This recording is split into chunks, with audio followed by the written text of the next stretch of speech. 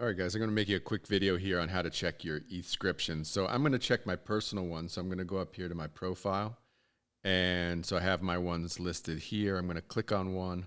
So that brings up the individual listing for that Ethscription. And I'm going to click the More button in the top left-hand corner and click View Website.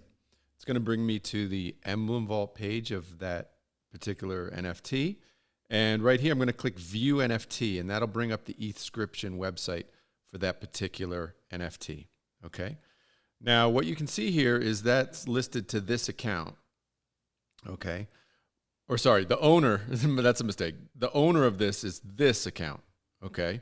Now, if I want to check which ones I own on the Ethscription site, I'm going to go here to the 3 lines in the top left-hand corner and click My Ethscriptions. And when I click that, whoa, wait a minute, I don't have any Ethscriptions. What the hell? But in my OpenSea, I have a bunch, right? When I click my profile, I got all of these, right?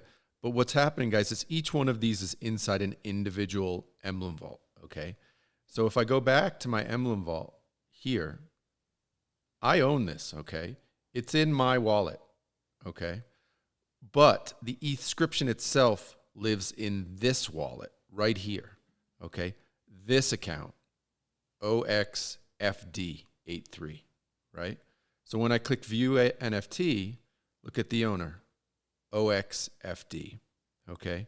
So this is how Emblem Vault works. Emblem Vault, you own the vault, right? Your account here, you own this vault. Inside of the vault is an ETH address. This is the ETH address, okay? That ETH address is where this Ethscription is living, all right? So it's living, and that's why this site, the Ethscription site, picks up the owner is right here, all right? So does that make sense, guys? So the wallet that holds the Ethscription is inside of this Emblem Vault. That's the magic of Emblem Vault, guys. So I know there's some confusion around that, but I hope that clears it up, and hit me up if you have any questions.